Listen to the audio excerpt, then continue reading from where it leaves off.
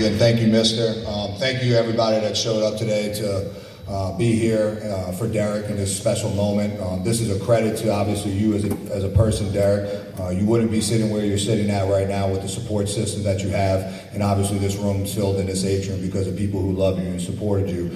So for that, I want to thank all of you and give you a round of applause for your credit in helping raise Derrick into the young man that he is today. So family and friends and players and coaches, thank you so much. Just give yourselves a round of applause, please.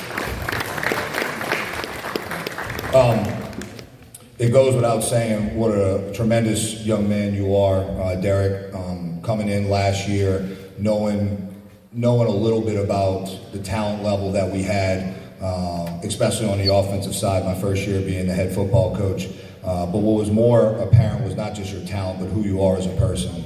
You may not talk a lot, you may not smile a lot, even though you do smile at me sometimes. I've been able to do that, but he's doing it right now. But I will say, though, that the person that you are is something that I'm more proud of than what you do on the field. And what you do on the field is tremendous. But continue to be grounded in who you are as a person. Continue to keep your faith alive, especially as you travel up to Boston, not around family, not around the city of New Orleans, not around your people. But just know that you can always come back home, and I'm always a phone call away, and I know that many people in here is. So I'm incredibly proud of you, man. I love you so much. I'm so grateful for what you've done for me personally and what you've done for this football team. And you've definitely left a mark, and your legacy is going to be hard to fill, and your shoes are going to be really big to fill next year. So congratulations again to Derrick Johnson on signing at Boston College. Congrats, buddy. Congratulations.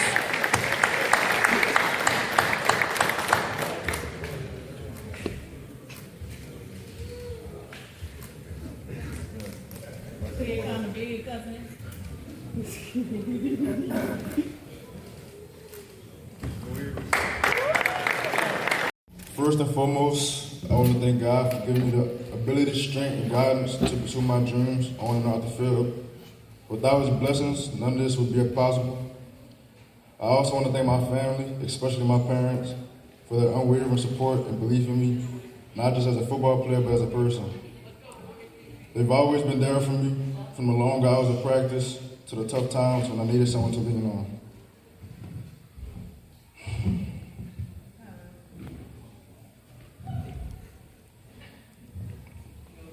Come on, Derrick.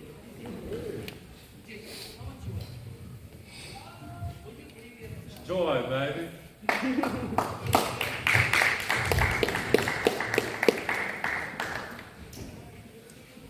I wouldn't be here without them. I also want to thank my coaches and teammates.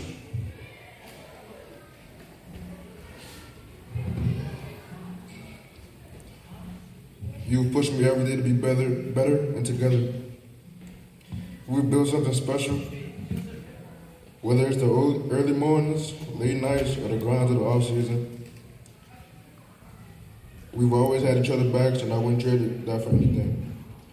I lastly want to thank Boston College School and football team for giving me a chance to pursue my dreams. To my friends, my teammates, my coaches, and everyone who's been a part of this journey, thank you. Your support has meant the world to me, and I'm excited to take this next step with all of you by my side. Thank you. Derrick Johnson, Holy Cross. Now he's going to Boston College in the ACC. Derrick, a big day for you today and everything else. You're the only signing for Holy Cross. A lot more to go. Your thoughts on your choice to become a Boston College Eagle? I think I chose a great school. The Coach Bill O'Brien, he coached the tight ends a lot, so that's going to be a school where I can develop a lot. And even if I stop playing football, if I get a degree from there, it's going to be like a good thing for me. I'm going to be able to get any job I want. So either or, on and off the field, it's a great school, and they're going to get me better. Coach Wattigny mentioned the fact that you're going to Jesuit system school more than anything else, so another faith-based Catholic education, and you've been in these trenches before, and you're going to extend in the college level. Is that going to be very helpful for you, educational-wise, but also spiritual-wise as well? Yeah, for sure. Holy Cross helped me a lot for college. I started private school my freshman year, and it was a big jump from public school to private school. So me starting private school in high school is going to help me in college a lot. Very much agreed. And Bill O'Brien, you mentioned, has coached a lot of NFL players, coaching NFL and in college and everything else.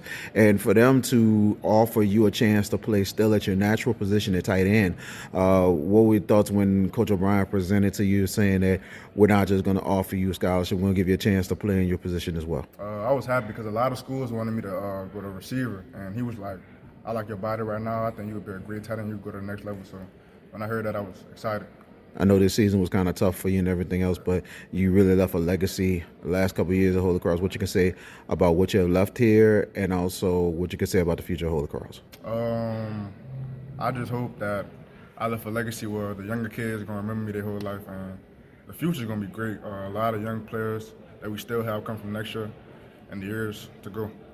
And what you could say about hopefully getting some early playing time over at Boston College, but also how you feel that, you know, your family is going to have to really travel, but at the same time, change of scenery from New Orleans to Boston, Massachusetts. Yeah, the playing time scenario, I'm going to just work off season. The offense they run is a lot of two tight ends, so I can maybe get some playing time, but I'm work off season, try to get my playing time. And from going to New Orleans to Boston, that's a big jump, but I'm happy that I'm happy and sad at the same time, but I'm more happy. New scenery, meet new people, and yeah, I feel like I needed to get out of New Orleans. It's a shell, and leaving New Orleans would be better for me. Derrick Johnson of Holy Cross going to Boston College. Congratulations. Thank you. Scott Wattigny, head coach of the Holy Cross Tigers. Big day, signing day for you and everything. Early period. Derrick Johnson going to Boston College. Yeah. What are your choice? What are your thoughts about Derrick and his choice going to the ACC? Yeah, man. I mean, first off, it was a tremendous offer. You know, when he first got it, I was, you know, I was pumped for him. I was excited, man. I mean, to me personally, I think their brand of football and the type of player that he is, without question, fits their model. You know, especially with how they use tight ends. He's only going to get bigger. His frame is, you know, at the college level, it is 6'4", 225 pounds. You know, probably next year I'll see him. He'll be 6'4.5", 6 feet.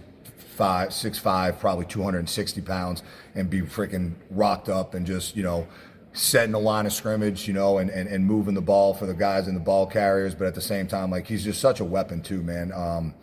You know, in terms of his ability to catch the ball. So, I mean, I think they've got a tremendous kid that's coming up to Boston and is going to be a dynamite player for them. Probably sooner than later. So I couldn't be more proud of him. Seems like he's very, very passionate about his position and everything else, and for him to play probably the same position in the next level and everything else. And how you felt about him as a leader this season, but not just that, with his experience as a starter here at Holy Cross. Yeah, man. I mean, look, you know, I was fortunate enough to get him for the last 2 years, his junior and senior year, and I mean, he was a catalyst for our success last year. You know, we didn't obviously have the same repeated success we had, you know, the previous year, but he was a staple for us this year. I mean, you know, I mean, everybody had to account for him. You know, 2 and 3 people had to account for him just because of, you know, what kind of talent he was. And you know, his leadership, I think, was at more display more than ever this year. You know, when you have a struggling offense and you have a struggling team that's trying to find wins, and you're losing these games that easily could have been swung the opposite direction. You know, you lose 4 games by a total of, you know, or less, a score or less. His ability to continue to fight and continue to persevere and be the leader and the captain that we needed him to be was a reason why we were able to stay in these close games like Rumble 13-7 and an 18-13 22nd game lost by St. Aug. You know, those are the latter parts of the season when we had struggled early on. When you don't have quality leadership, you don't even give yourself chances to win. So, like, he was, I'm gonna miss him, man. I'm super proud of him. You know, and I'm proud that he's going to be able to bring a little bit of Holy Cross to a Jesuit school in Boston College, you know. And that was the next question I was about to ask. That he's going to a Catholic institution, part of the Jesuit system and everything else. And it seems like it never graduates more than anything else. Is the fact it's part of life and it's going to prepare him to go forward. Absolutely, yeah. I mean, I think anything, you know, I mean, look, he's been a part of this school for a long time, and it's a small joke about the Jesuit thing. I mean, Jesuit's obviously a great institution, and Boston College is too as well. So he's going to fit. I think more than anything, I think that's why it makes it such a great fit. You know, he's used to a standard from a faith faith-based standpoint, and obviously the school was built around that.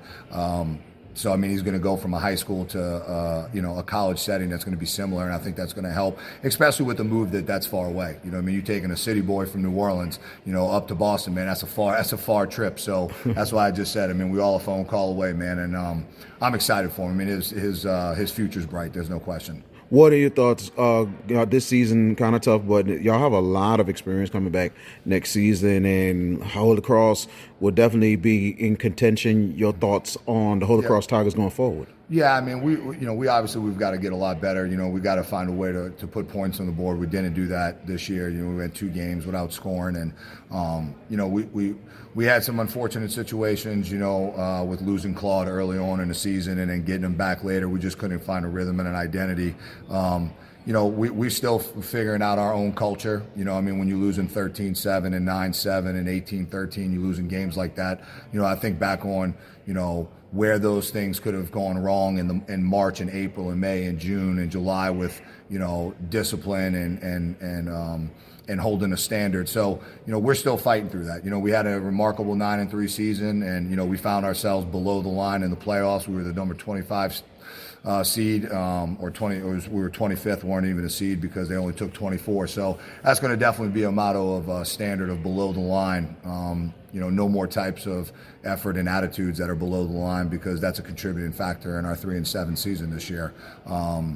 But I'm excited for I'm excited for what's up next. We got more guys that are going to be signing. I'm sure Cade Ando will be signing, Finn Martin, Nick DiGirolamo, maybe Jordan Johnson. I mean, we got some other guys that I think are going to land a home come February. We'll probably have more than these, but right now this is about Derrick. I'm really proud of him, and the future of Holy Cross is going to be moving in a positive direction because of guys like him who've come through the door.